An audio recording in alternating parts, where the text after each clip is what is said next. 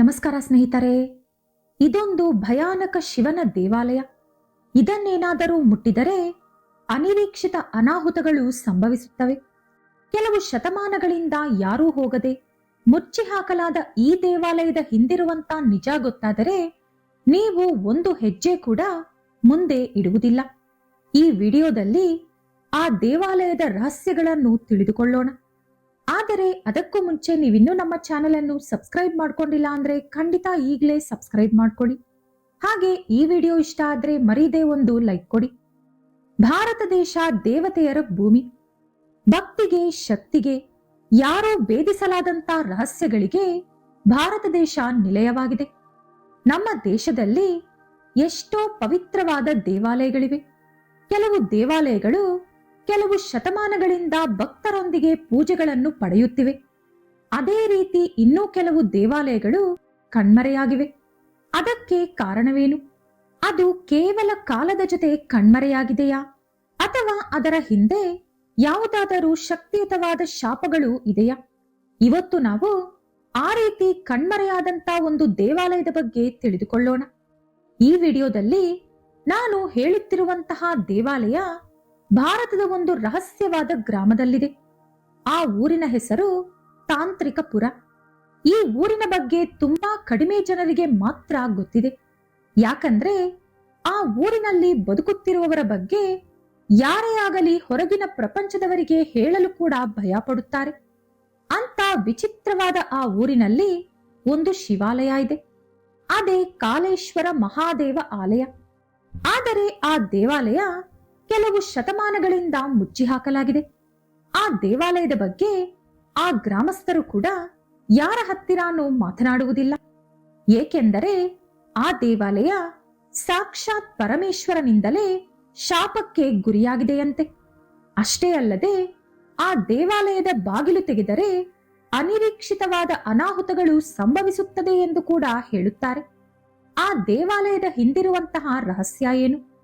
ಅದನ್ನು ಸಾಕ್ಷಾತ್ ಪರಮೇಶ್ವರ ಶಪಿಸಿದ್ದಾರ, ಅಥವಾ ಅದೆಲ್ಲವೂ ಒಂದು ಪುರಾಣ ಕಥೆನಾ?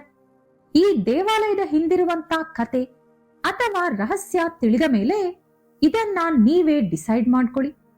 ಈ ಕಾಲೇಶ್ವರ ದೇವಾಲಯವನ್ನು ಮುಚ್ಚಿ ಹಾಕಲು ಕಾರಣ ಸರಿಸುಮಾರು 1000 ವರ್ಷಗಳ ಹಿಂದೆ ಒಬ್ಬ ರಾಜ ಮಾಡಿದಂತ ಒಂದು ದೊಡ್ಡ ತಪ್ಪು. 1000 ವರ್ಷಗಳ ಹಿಂದೆ ಆ ರಾಜ್ಯವನ್ನು ಒಬ್ಬ ರಾಜ ಪಾಲಿಸುತ್ತಿದ್ದ. ಅವನು ಅಪಾರವಾದ ಸಂಪತ್ತನ್ನು ಹೊಂದಿದ್ದ. ಜೊತೆಗೆ ಅವನಿಗೆ ಭಕ್ತಿ ಕೂಡ ಜಾಸ್ತಿ ಇತ್ತು. ಅಷ್ಟೊಂದು ಭಕ್ತಿ ಇದ್ದ ರಾಜ ಮಾಡಿದಂತ ಒಂದೇ ಒಂದು ತಪ್ಪು ಸಾಕ್ಷಾತ್ ಪರಮೇಶ್ವರನ ಕೋಪಕ್ಕೆ ಗುರಿಯಾಗುವಂತೆ ಮಾಡಿತು. ಅಂತ ತಪ್ಪು ಆ ರಾಜ ಏನು ಮಾಡಿರಬಹುದು ಎಂಬ ಕುತೂಹಲ ಈಗ ನಿಮಗೂ ಕೂಡ ಬಂದಿರಬೇಕು. ಆ ರಾಜನಿಗೆ ಅಷ್ಟೊಂದು ಭಕ್ತಿ, ಆಸ್ತಿ ಎಲ್ಲವೂ ಇದ್ದರೂ ಕೂಡ ಅದರ ಜೊತೆಗೆ ಒಂದು ಕೆಟ್ಟ ಬುದ್ಧಿ ಕೂಡ ಇತ್ತು. ಅದುವೇ ಅಹಂಕಾರ. ಅದೇ ಗರ್ವದಿಂದ ರಾಜ ಒಂದು ದಿನ ಅವನ ಮಂತ್ರಿಗಳ ಹತ್ತಿರ ಈ ರೀತಿ ಹೇಳಿದ: ನನ್ನ ಹೆಸರು ಚರಿತ್ರೆಯಲ್ಲಿ ಉಳಿದು ಹೋಗಬೇಕು. ಈ ಭೂಲೋಕದಲ್ಲಿ ಇರದಷ್ಟು ದೊಡ್ಡ ಶಿವಲಿಂಗವನ್ನು ನನ್ನ ರಾಜ್ಯದಲ್ಲಿ ನಿರ್ಮಿಸಬೇಕು ಎಂದು. ಆ ಸಮಯದಲ್ಲಾಗಲೇ ಅವನ ರಾಜ್ಯದಲ್ಲಿದ್ದಂತ ಕಾಲೇಶ್ವರ ಮಹಾದೇವ ಆಲಯ ಎಷ್ಟೋ ಪ್ರಸಿದ್ಧಿಯನ್ನು ಪಡೆದುಕೊಂಡಿತ್ತು. ಭಕ್ತರ ಎಲ್ಲಾ ಕೋರಿಕೆಗಳನ್ನು ಈಡೇರಿಸುವ ಕಲ್ಪವೃಕ್ಷದಂತೆ ಆ ರಾಜ್ಯದಲ್ಲಿ ಆ ದೇವಾಲಯವಿತ್ತು. ಜೊತೆಗೆ ಆ ದೇವಾಲಯದಲ್ಲಿ ನೆಲೆಸಿದ್ದಂತ ಕಾಲೇಶ್ವರ ಮಹಾದೇವ ಶಿವಲಿಂಗ ಸ್ವಯಂಭು, ಅಂದ್ರೆ ಶಿವಲಿಂಗ ತಾನಾಗಿ ಉದ್ಭವಿಸಿರುವುದು. ಆದರೆ ಆ ರಾಜನಿಗೆ ಬಂದಂತ ದುರ್ಬುದ್ಧಿಯಿಂದ ಆ ದೇವಾಲಯದಲ್ಲಿರುವಂತ ಲಿಂಗವನ್ನು ಅಲ್ಲಿಂದ ತೆಗೆದು ಪ್ರಪಂಚದಲ್ಲೇ ಎಲ್ಲೂ ಇರದಷ್ಟು ದೊಡ್ಡ ಶಿವಲಿಂಗವನ್ನು ಆ ಜಾಗದಲ್ಲಿ ನಿರ್ಮಿಸಬೇಕು ಅಂದುಕೊಂಡ. ರಾಜನ ನಿರ್ಧಾರ ಕೇಳಿದ ಆಲಯದ ಅರ್ಚಕರು ಒಮ್ಮೆಲೆ ಕುಸಿದು ಬಿದ್ದರು. ಏಕೆಂದರೆ ಅರ್ಚಕರಿಗೆ ಗೊತ್ತಿತ್ತು ಆ ಲಿಂಗವನ್ನು ಮುಟ್ಟಿದರೆ ನಡೆಯುವಂತ ಆಪತ್ತು ಏನು ಎಂದು. ಅರ್ಚಕ ರಾಜನ ಮುಂದೆ ಮಂಡಿ ಊರಿ ಕುಳಿತುಕೊಂಡು, ಮಹಾರಾಜ, ಈ ದೇವಾಲಯದಲ್ಲಿರುವುದು ಸ್ವಯಂಭು ಲಿಂಗ. ಇದನ್ನು ಮುಟ್ಟಿದರೆ ಪರಮೇಶ್ವರ ಒಪ್ಪಿಕೊಳ್ಳುವುದಿಲ್ಲ. ಇದನ್ನು ಬದಲಾಯಿಸಲು ಶಿವ ಅಂಗೀಕರಿಸುವುದಿಲ್ಲ ಎಂದು ಹೇಳಿದರು. ಅದಕ್ಕೆ ಬದಲಾಗಿ ಆಲಯದ ಪಕ್ಕದಲ್ಲೇ ನಾವು ಇನ್ನೊಂದು ಶಿವಲಿಂಗವನ್ನು ಬೇಕಾದರೆ ನಿರ್ಮಿಸೋಣ ಎಂದು ಕೂಡ ಹೇಳಿದರು. ಆದರೆ ಅರ್ಚಕನ ಮಾತನ್ನು ಕೇಳಿದ ಮಹಾರಾಜ ಜೋರಾಗಿ ನಗುತ್ತಾ, ನೀನು ಹೇಳುವುದು ನೋಡಿದರೆ ನನಗೆ ನಗು ಬರುತ್ತಿದೆ. ಇದೊಂದು ಕಲ್ಲು ಮಾತ್ರ. ಇದರಲ್ಲಿ ಶಿವ ಎಲ್ಲಿದ್ದಾರೋ ತೋರಿಸು. ಶಿವ ಎಲ್ಲೋ ಕೈಲಾಸದಲ್ಲಿ ಇರುತ್ತಾರೆ. ನಾವು ಸುಮ್ಮನೆ ಅವರ ನೆನಪಿಗಾಗಿ ಇಲ್ಲಿ ಪೂಜೆಗಳನ್ನು ಮಾಡುತ್ತೇವಷ್ಟೇ. ಆದರೂ ನಾನು ಈ ಚಿಕ್ಕ ಲಿಂಗವನ್ನು ತೆಗೆದು ಅದರ ಜಾಗದಲ್ಲಿ ದೊಡ್ಡ ಲಿಂಗವನ್ನು ಸ್ಥಾಪಿಸುತ್ತಿದ್ದೇನೆ. ಇದಕ್ಕೆ ಶಿವನಿಗೆ ಇನ್ನೂ ಸಂತೋಷವಾಗುತ್ತದೆ ಹೊರತು ಕೋಪ ಏಕೆ ಬರುತ್ತದೆ? ಅಷ್ಟಕ್ಕೂ ನಾನು ಶಿವನ ಪರಮ ಭಕ್ತನಾಗಿರುವುದರಿಂದ ಅವರು ನನ್ನನ್ನೇನೂ ಕೂಡ ಮಾಡುವುದಿಲ್ಲ ಎಂದು ಹೀಯಾಳಿಸುವಂತೆ ಮಾತನಾಡಿದ. ಅವನು ಆಡಿದಂತ ಆ ಮಾತುಗಳು ಸಾಕ್ಷಾತ್ ಪರಮೇಶ್ವರನಿಗೆ ಸವಾಲು ಎಸೆದಂತಿತ್ತು. ಆ ದಿನ ಅವನು ಆಡಿದಂತಹ ಆ ಮಾತುಗಳು ಜೀವನದಲ್ಲಿ ಅವನು ಮಾಡಿದಂತ ಅತೀ ದೊಡ್ಡ ತಪ್ಪು ಎಂದು ಆ ನಿಮಿಷ ಅವನಿಗೆ ಅರ್ಥವಾಗಲಿಲ್ಲ. ಅವನು ಪ್ರಜೆಗಳ ಮುಂದೆ ನಿಂತುಕೊಂಡು, ನಾನು ಅಂದುಕೊಂಡ ಪ್ರಕಾರವೇ ಈ ಶಿವಲಿಂಗವನ್ನು ತೆಗೆದುಹಾಕಿ ಈ ಭೂಮಿಯ ಮೇಲೆ ಎಲ್ಲೂ ಇರದಿರುವಷ್ಟು ದೊಡ್ಡ ಶಿವಲಿಂಗವನ್ನು ಇದೇ ಜಾಗದಲ್ಲಿ ನಿರ್ಮಿಸುತ್ತೇನೆ ಎಂದು ಹೇಳಿದ. ರಾಜನ ಮಾತಿಗೆ ಏನೂ ಹೇಳಲಾರದೆ ಅರ್ಚಕರು ಕೂಡ ಮೌನವಾಗಿ ನಿಂತುಬಿಟ್ಟರು. ಏಕೆಂದರೆ ಆ ರಾಜ್ಯದ ಭವಿಷ್ಯ ಏನಾಗುತ್ತದೆ ಎಂದು ಅರ್ಚಕನಿಗೆ ಅದಾಗಲೇ ಅರ್ಥವಾಯಿತು. ಎಷ್ಟೋ ಜನ ಮಂತ್ರಿಗಳು, ಋಷಿಗಳು, ಅರ್ಚಕರು, ಸಾಧುಗಳು ಹೇಳಿದರೂ ಕೂಡ ರಾಜ ಯಾರ ಮಾತನ್ನೂ ಕೇಳುವ ಸ್ಥಿತಿಯಲ್ಲಿ ಇರಲಿಲ್ಲ. ಆದರೆ ಅದೇ ದಿನ ರಾತ್ರಿ ಅವನ ಜೀವನ ಪೂರ್ತಿಯಾಗಿ ತಲೆಕೆಳಗಾಗುತ್ತದೆ ಎಂಬ ವಿಷಯ ರಾಜನಿಗೆ ಗೊತ್ತಿರಲಿಲ್ಲ. ಈ ಸಂಘಟನೆ ನಡೆದ ದಿನ ರಾತ್ರಿ ರಾಜಭವನದಲ್ಲಿ ರಾಜ ಆರಾಮಾಗಿ ನಿದ್ರಿಸುತ್ತಿದ್ದ. ಒಮ್ಮೆಲೆ ಅವನ ಭವನದೊಳಗೆ ಚಂಡಮಾರುತ ಬರುತ್ತಿರುವಂತಹ ಶಬ್ದಗಳು ಕೇಳಿಸಿತು. ಸ್ವಲ್ಪ ಹೊತ್ತಿನ ಬಳಿಕ ಗಾಳಿ ಇದ್ದಕ್ಕಿದ್ದಂತೆ ಶಾಂತವಾಯಿತು. ಮಹಾರಾಜ ಆ ಕೋಣೆಯಲ್ಲಿ ಒಬ್ಬನೇ ಇದ್ದ. ಆದರೆ ಅವನ ಜೊತೆ ಬೇರೆ ಯಾರೋ ಇದ್ದಂತ ಅನುಭವವಾಯಿತು. ಇದ್ದಕ್ಕಿದ್ದಂತೆ ಒಂದು ಪ್ರಕಾಶವಾದ ಬೆಳಕು ಅವನ ಮುಂದೆ ಪ್ರತ್ಯಕ್ಷವಾಯಿತು. ಆ ಬೆಳಕಿನ ಮಧ್ಯದಲ್ಲಿ ಒಂದು ಭಯಾನಕ ರೂಪದಲ್ಲಿ ಪರಮೇಶ್ವರ ಕಾಣಿಸಿಕೊಂಡರು. ಆ ರೂಪವನ್ನು ನೋಡಿ ಆಕಾಶ ಗರ್ಜಿಸಿತು, ಭೂಮಿ ನಡುಗಿತು. ಶಿವ ಭೀಕರವಾದ ಧ್ವನಿಯಲ್ಲಿ ರಾಜನನ್ನು ಕೋಪದಿಂದ ನೋಡುತ್ತಾ, ನಿನಗಿರುವಂತ ಅಹಂಕಾರ ನಿನ್ನ ರಾಜ್ಯವನ್ನು ನಾಶ ಮಾಡುತ್ತಿದೆ. ಭಕ್ತರ ನಂಬಿಕೆಯನ್ನು ಅಡವಿಟ್ಟು ದೇವಾಲಯದ ಚರಿತ್ರೆಯನ್ನು ಬದಲಾಯಿಸಬೇಕು ಅಂದುಕೊಳ್ಳುವುದು ಮಹಾಪಾಪ ಅಂದರು. ಆಗ ರಾಜ ಅವರ ಮುಂದೆ ಮಂಡಿಯೂರಿ ಕುಳಿತುಕೊಂಡು ನಡುಗುತ್ತಾ, ಮಹಾದೇವ, ನಾನು ಕೇವಲ ನನ್ನ ರಾಜ್ಯದಲ್ಲಿ ಪ್ರಪಂಚದಲ್ಲೇ ದೊಡ್ಡ ಶಿವಲಿಂಗವನ್ನು ನಿರ್ಮಿಸಬೇಕು ಎಂದು ಆಸೆಪಟ್ಟೆ. ಇದರಲ್ಲಿ ನನ್ನ ತಪ್ಪೇನಿದೆ ಎಂದು ಕೇಳಿದ. ಆ ಮಾತನ್ನು ಕೇಳಿದ ಪರಮೇಶ್ವರ ಕೋಪದಿಂದ ಅವರ ಕೈಯಲ್ಲಿದ್ದಂತ ತ್ರಿಶೂಲವನ್ನು ಭೂಮಿಯ ಮೇಲೆ ಇಟ್ಟರು. ಆ ಏಟಿಗೆ ಒಮ್ಮೆಲೆ ಭೂಮಿಯೆಲ್ಲ ಕೂಡ ಕಂಪಿಸಿದಂತಾಯಿತು. ಆಗ ಪರಮೇಶ್ವರ ಶಕ್ತಿಯುತವಾದ ಧ್ವನಿಯಿಂದ, ಈ ಶಿವಲಿಂಗ ಸ್ವಯಂಭು. ಇದು ಭೂಮಿಯಿಂದ ಸ್ವತಃ ನನ್ನ ಅನುಗ್ರಹದಿಂದ ಹುಟ್ಟಿದೆ. ಇದನ್ನು ಕದಲಿಸಬೇಕು ಅಂದುಕೊಳ್ಳುವುದು, ಬದಲಾಯಿಸಬೇಕು ಅಂದುಕೊಳ್ಳುವುದು ಅತಿ ಭಯಾನಕ ವಿಪತ್ತುಗಳಿಗೆ ದಾರಿ ಮಾಡುತ್ತದೆ. ಇಲ್ಲಿರುವಂತ ದೈವಶಕ್ತಿಗಳು ಯಾವಾಗಲೂ ಶಾಂತವಾಗಿರಬೇಕು. ನಿನ್ನ ಕಾರ್ಯಗಳಿಂದ ಈ ಪವಿತ್ರವಾದ ಸ್ಥಳದಲ್ಲಿರುವಂತ ದೈವಶಕ್ತಿಗಳು ಅಲುಗಾಡಿದೆ. ಆ ದೈವಿಕ ಶಕ್ತಿಗಳಿಗೆ ನೀನು ಅಡ್ಡಿ ಮಾಡಿರುವೆ. ಹಾಗಾಗಿ ನಿನಗೂ ನಿನ್ನ ರಾಜ್ಯಕ್ಕೂ ನಾಶ ತಪ್ಪಿದ್ದಲ್ಲ ಎಂದು ಹೇಳಿ ಅವನಿಗೊಂದು ಭಯಾನಕ ಶಾಪ ಕೊಟ್ಟರು. ಅದೇನಂದ್ರೆ, ನೀನು ಮಾಡಿದ ತಪ್ಪುಗಳಿಗೆ ಪರಿಣಾಮವಾಗಿ ಈ ದೇವಾಲಯವನ್ನು ಸಂಪೂರ್ಣವಾಗಿ ಮುಚ್ಚಬೇಕು. ಈ ದೇವಾಲಯವನ್ನು ಯಾರಾದರೂ ತೆರೆಯಲು ಪ್ರಯತ್ನಿಸಿದರೆ ಈ ರಾಜ್ಯವು ಸಂಪೂರ್ಣವಾಗಿ ನಾಶವಾಗುತ್ತದೆ. ನಿನ್ನ ಅಹಂಕಾರಕ್ಕೆ ಪರಿಣಾಮವಾಗಿ ನಿನ್ನ ರಾಜ್ಯದಲ್ಲಿ ಒಂದು ಶಿವಲಿಂಗ ಕೂಡ ಇರದಂತೆ ನಿನ್ನನ್ನು ನಾನು ಶಪಿಸುತ್ತಿದ್ದೇನೆ. ಯಾವುದಾದರೂ ಪರಿಹಾರ ಕಂಡುಹಿಡಿದಿದ್ದೇವೆ ಎಂದು ಹೇಳಿ ಯಾರಾದರೂ ಈ ದೇವಾಲಯವನ್ನು ತೆಗೆಯಲು ಪ್ರಯತ್ನಿಸಿದರೆ ಅದು ದೊಡ್ಡ ವಿಪತ್ತಿಗೆ ದಾರಿ ಮಾಡುತ್ತದೆ ಎಂದು ಹೇಳಿ ಪರಮೇಶ್ವರ ಮಾಯವಾದರು.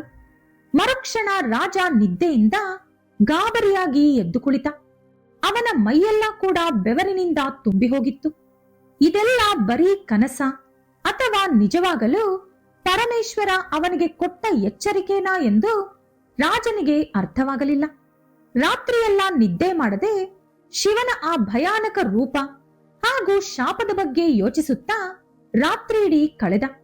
ಬೆಳಿಗ್ಗೆ ಆದ ತಕ್ಷಣ ಸಭೆ ಸಿದ್ಧಪಡಿಸಿ ಆ ರಾಜ್ಯದ ಮಂತ್ರಿಗಳು ಹಾಗೂ ಸಾಧುಗಳೊಂದಿಗೆ ರಾತ್ರಿ ನಡೆದಂತ ವಿಷಯವನ್ನು ಹೇಳಿ ಅದು ನಿಜಾನ ಅಥವಾ ಭ್ರಮೇನಾ ಎಂದು ಕೇಳಿದ. ಆ ಪ್ರಶ್ನೆಗೆ ಯಾರೂ ಕೂಡ ಸರಿಯಾಗಿ ಉತ್ತರ ಕೊಡಲು ಸಾಧ್ಯವಾಗಲಿಲ್ಲ. ಇನ್ನು ಶಿವನಿಗೆ ಕೋಪ ಬಂದಿರಬೇಕು ಅಂದುಕೊಂಡು ದೊಡ್ಡ ದೊಡ್ಡ ಪೂಜೆಗಳನ್ನು ದೇವಾಲಯದಲ್ಲಿ ಮಾಡಿಸಿದ. ಎಷ್ಟೋ ಅಭಿಷೇಕಗಳು ಹೋಮಗಳು ಕೂಡ ಮಾಡಿಸಿದ. ಆದರೆ ಅವನಿಗೆ ಬಂದಂತ ಕನಸು ನಿಜ ಎಂದು ಹೇಳುವ ರೀತಿಯಲ್ಲಿ ಅಂದಿನಿಂದ ಅವನ ರಾಜ್ಯದಲ್ಲಿ ಅನೇಕ ಆಪತ್ತುಗಳು ನಡೆಯಲು ಶುರುವಾದವು. ಇದ್ದಕ್ಕಿದ್ದಂತೆ ಅವನ ರಾಜ್ಯವೆಲ್ಲ ಬಂಜರು ಭೂಮಿಯಾಗಿ ನದಿಗಳೆಲ್ಲ ಒಣಗಿ ದಟ್ಟವಾದ ಕಪ್ಪು ಮೋಡಗಳು ಅವನ ರಾಜ್ಯವನ್ನೆಲ್ಲ ಸುತ್ತುಮುಟ್ಟಿದವು. ಅದನ್ನೆಲ್ಲ ನೋಡಿ ಆ ರಾಜ್ಯದ ಪ್ರಜೆಗಳು ಹೆದರಿ ರಾಜಭವನದೊಳಗೆ ನುಗ್ಗಿದರು. ಆಗ ರಾಜ್ಯದ ಅರ್ಚಕರು ಹಾಗೂ ಸಾಧುಗಳು ರಾಜನೊಂದಿಗೆ, ಮಹಾರಾಜ, ಆ ದಿನ ನಿಮಗೆ ಬಂದಂತ ಕನಸು ನಿಜ ಅನಿಸುತ್ತಿದೆ. ಅದು ಪರಮೇಶ್ವರ ನಿಮಗೆ ಕೊಟ್ಟಂತ ಎಚ್ಚರವಾಗಿದೆ. ದೇವಾಲಯವನ್ನು ಮುಚ್ಚದಿದ್ದರೆ ಇನ್ನೂ ದೊಡ್ಡ ದೊಡ್ಡ ಆಪತ್ತುಗಳು ಸಂಭವಿಸುತ್ತದೆ. ಹಾಗಾಗಿ ಆಲಯವನ್ನು ಮುಚ್ಚಿಬಿಡೋಣ ಎಂದು ಹೇಳಿದರು. ಇದರಿಂದ ರಾಜ ಪೂರ್ತಿಯಾಗಿ ಅವನ ಅಹಂಕಾರವನ್ನು ಬಿಟ್ಟು ಆ ದೇವಾಲಯದೊಳಗೆ ಹೋಗಿ ಶಿವಲಿಂಗದ ಮುಂದೆ ಮಂಡಿಯೂರಿ ಕುಳಿತುಕೊಂಡು, ಪರಮೇಶ್ವರ, ದಯವಿಟ್ಟು ನನ್ನನ್ನು ಕ್ಷಮಿಸು. ನನಗೆ ನನ್ನ ತಪ್ಪಿನ ಅರಿವಾಗಿದೆ.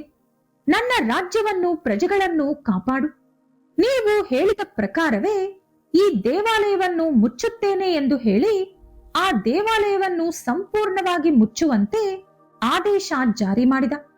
ಮತ್ತೆ ಯಾರೂ ಕೂಡ ಆ ದೇವಾಲಯವನ್ನು ತೆರೆಯದಿರುವಂತೆ ಕೆಲವು ಶಕ್ತಿಯುತವಾದ ತಾಂತ್ರಿಕ ಮಂತ್ರಗಳನ್ನು ಪ್ರಯೋಗಿಸಿ ಆ ದೇವಾಲಯವನ್ನು ಸಂಪೂರ್ಣವಾಗಿ ಮುಚ್ಚಿದರು.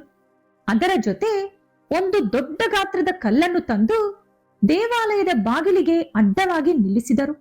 ಇನ್ನು ಅಂದಿನಿಂದ ಆ ದೇವಾಲಯವನ್ನು ಮುಟ್ಟಲು ಕೂಡ ಜನರು ಹೆದರುವಂತಾಯಿತು. ಅಂದಿನಿಂದ ಆ ದೇವಾಲಯ ಒಂದು ಮುಚ್ಚಿ ಹಾಕಿದ ಚರಿತ್ರೆಯಂತೆ ಉಳಿದು ಹೋಗಿದೆ. ಶತಮಾನಗಳು ಕಳೆದ ಮೇಲೂ ಕೂಡ ಇದುವರೆಗೂ ಯಾರೂ ಆ ದೇವಾಲಯವನ್ನು ತೆರೆಯಲು ಪ್ರಯತ್ನಿಸಲಿಲ್ಲ. ಆ ದೇವಾಲಯ ಮುಚ್ಚಿದ ತಕ್ಷಣ ಆ ಕತೆ ಕೂಡ ಮುಗಿದು ಹೋಯಿತು ಅಂದುಕೊಂಡರೆ ಕೇವಲ ಅದು ನಿಮ್ಮ ಭ್ರಮೆ ಮಾತ್ರ. ಅಸಲಿ ಕತೆ ಶುರುವಾಗಿದ್ದೇ ಆವಾಗ. ಪರಮೇಶ್ವರ ಹೇಳಿದ ಪ್ರಕಾರವೇ ಮಹಾರಾಜ ಆ ದೇವಾಲಯವನ್ನು ಮುಚ್ಚಿಸಿದ. ಆದರೂ ಕೂಡ ಮಹಾರಾಜನಿಗೆ ಶಾಂತಿ ಸಿಗಲಿಲ್ಲ. ರಾಜ್ಯದಲ್ಲಿ ನಡೆಯುತ್ತಿದ್ದಂತ ಅನಾಹುತಗಳು ಕೂಡ ನಿಲ್ಲಲಿಲ್ಲ. ರಾಜ್ಯದೆಲ್ಲೆಡೆ ರಾತ್ರಿಯಲ್ಲಿ ಭಯಾನಕ ಶಬ್ದಗಳು, ರಾಜಭವನದಲ್ಲಿ ಎಷ್ಟೋ ಅಪಶಕುನಗಳು ರಾಜನನ್ನು ಚಿತ್ರಹಿಂಸೆಗೆ ಗುರಿಯಾಗಿಸುತ್ತಿದ್ದವು. ರಾಜನಿಗೆ ಅಂದಿನಿಂದ ನಿದ್ದೆ ಬರುತ್ತಿರಲಿಲ್ಲ.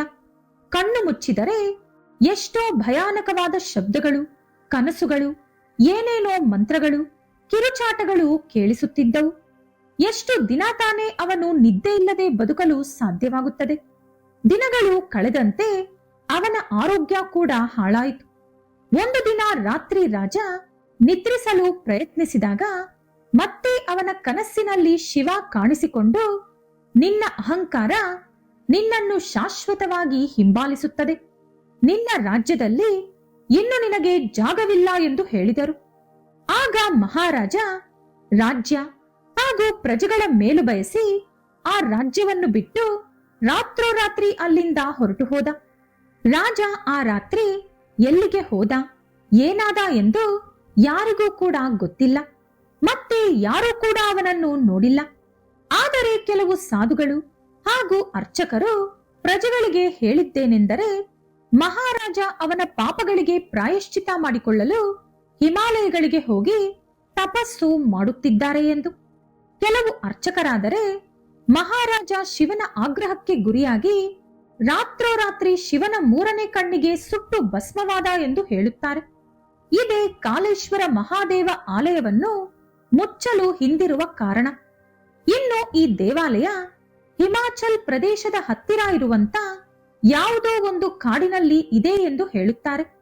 ಆದರೆ ಸರಿಯಾದ ಜಾಗ ಮಾತ್ರ ಯಾರಿಗೂ ಗೊತ್ತಿಲ್ಲ. ಯಾಕಂದ್ರೆ 1000 ವರ್ಷಗಳ ನಂತರ ಎಷ್ಟೋ ಬದಲಾವಣೆಗಳು ನಡೆದ ಕಾರಣ ಮಹಾರಾಜ ಹೋದ ಕೆಲವೇ ದಿನಗಳಲ್ಲಿ ರಾಜ್ಯದ ಪ್ರಜೆಗಳು ಕೂಡ ಆ ರಾಜ್ಯವನ್ನು ಬಿಟ್ಟು ಬೇರೆ ಜಾಗಗಳಿಗೆ ತೆರಳುವ ಮೂಲಕ ಆ ಗ್ರಾಮವೆಲ್ಲ ಕೂಡ ಪಾಳು ಬಿದ್ದು ಅದೆಲ್ಲ ಕೂಡ ಒಂದು ಕಾಡಿನಂತೆ ಬದಲಾಗಿ ಹೋಯಿತು. ಇದು ಹಿಮಾಚಲ್ ಪ್ರದೇಶದಲ್ಲಿ ಕೆಲವು ದೇವಾಲಯದ ಅರ್ಚಕರು ಹೇಳಿದಂತಹ ಕತೆ. ಈ ವಿಡಿಯೋ ಇಷ್ಟ ಆದ್ರೆ ಲೈಕ್ ಮಾಡಿ, ಶೇರ್ ಮಾಡಿ. ಇಂತಹ ಹೆಚ್ಚಿನ ಉತ್ತಮ ಮಾಹಿತಿಗಳಿಗಾಗಿ ತಪ್ಪದೇ ನಮ್ಮ ಚಾನೆಲ್ ಅನ್ನು ಸಬ್ಸ್ಕ್ರೈಬ್ ಮಾಡ್ಕೊಳ್ಳಿ. ನಾಳೆ ಮತ್ತೊಂದು ವಿಡಿಯೋದೊಂದಿಗೆ ಪುನಃ ಭೇಟಿಯಾಗೋಣ. ಧನ್ಯವಾದಗಳು.